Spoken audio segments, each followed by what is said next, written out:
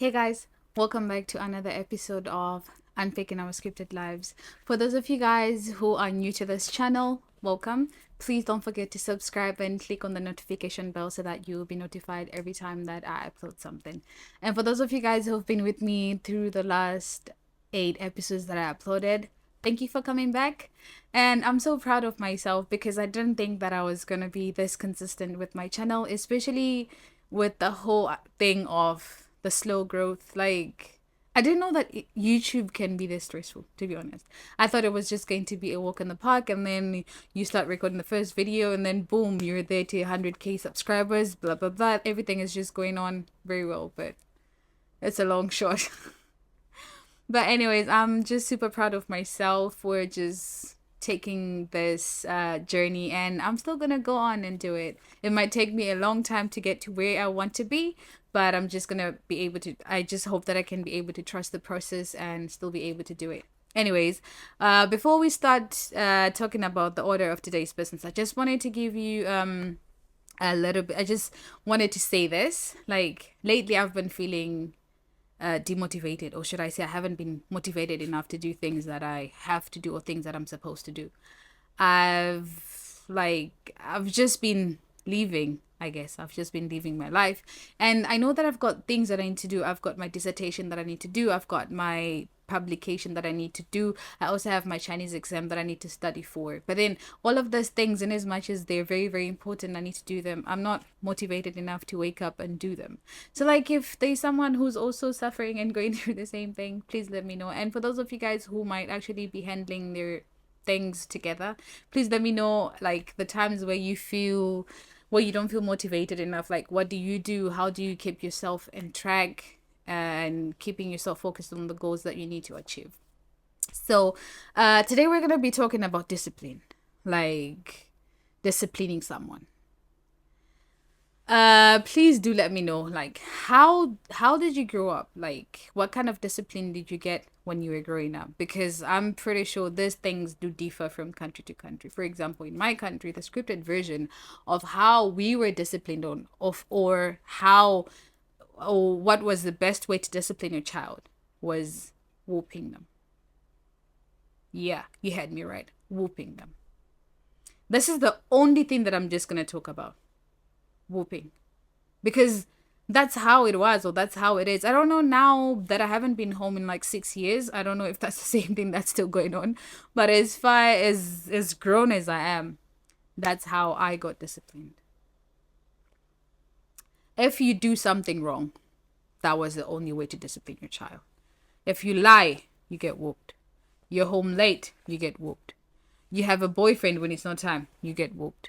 You do something that you're not supposed to do, you get whooped. Visitors come and you end up being mischievous or whatever it is, you get whooped. That was the scripted version. There was no need for my parents to sit me down to talk to me about things I'm supposed to do and things I'm not supposed to do. The only communication, the only discipline that we had was whooping. That's the only thing. The only difference that actually that the only difference that I could tell or that I could see is when I went to school. Yes, fine, the same thing went on. If you were making too much noise, if you were eating during study time, if you were late for study, if you're late for classes, if you don't attend classes, if you're late for assembly, if you're late for dining, this was the only punishment that we had. If not that, then you do some cleaning. That was another form of discipline. Or if not that, you'd have, depending on what kind of bad thing did you do, that's the measure of that's a kind of discipline. If you do something that is really, really bad, then your discipline is going to be really, really bad. If you do something that is less bad, then your discipline is also going to be like less bad. That's just how things were weighed. But like now, I see things are changing. I know for a fact that if, like, probably because I watch a lot of movies of teen, or a lot of teen movies or whatever, but then in movies I don't see anyone get whooped. Like, it's very, very rare, unless if they're black. I don't mean to be racist or whatever, but then that's just the reality, to be honest. Most of the movies that I see, kids don't get whooped. What they do is they get grounded. If not getting grounded, oh yeah, they get grounded. Even if you're in school, you don't get grounded, you get detention. I didn't know that detention existed until I started watching movies. I didn't know that a person could actually be grounded.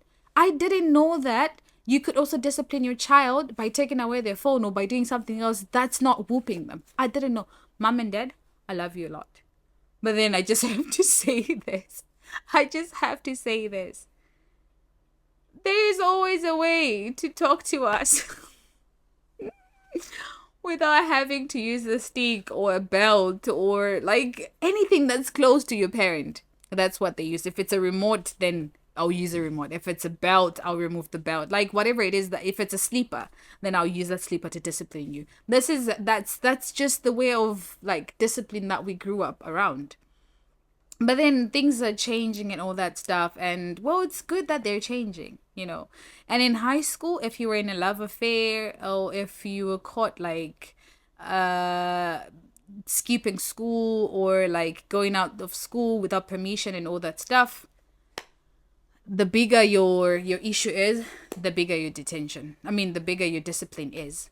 I remember like one of my, well, when yeah, I remember back in high school when I also had my own thing that I did in high school, which I might say later, but so that my mom and dad don't have to see it. But yeah, I also did something in high school, and the punishment that I got was to dig up a hole that's like my height. Yeah, that was the punishment. If you don't dig up a hole, then you go and wreck you go and do some gardening, you go and do like the dirty things. That's how it was. That's how we're disciplined. If you're a noisemaker or whatever it is, then you would get you'd also probably get some whooping. If not that, then during the weekend you do the general cleaning of the school classes and all that stuff. Like that's just how it was. And for us, like when I remember, this is what we used to do when we were like in the last year of high school. So like if we catch you doing something that you're not supposed to do at school, we'll make sure that we punish you. The only disciplined way that we knew was to punish you by cleaning our rooms. If not cleaning our rooms, then you would have to clean like the whole dormitory for like the like the upper students. That's how we discipline people. So guys, for those of you guys, please let me know, like, how did you discipline your juniors back in high school? What was your perfect like discipline that you had to like give to them? And also back home, how did your parents also discipline you? Because this whole thing of, oh, you're grounded or this or that, I don't know if it actually helps, because I never had that when I was growing up. Like I only get to see that in movies. I didn't know that kind of thing existed. So like all I'm trying to say is the scripted version of only like using a stick or a belt on your kids doesn't always have to be like that. You can sit down your kid and then talk to them like, yo, you know what? You did this, and this. You're not supposed to do this. You could have done things differently. You could have done this.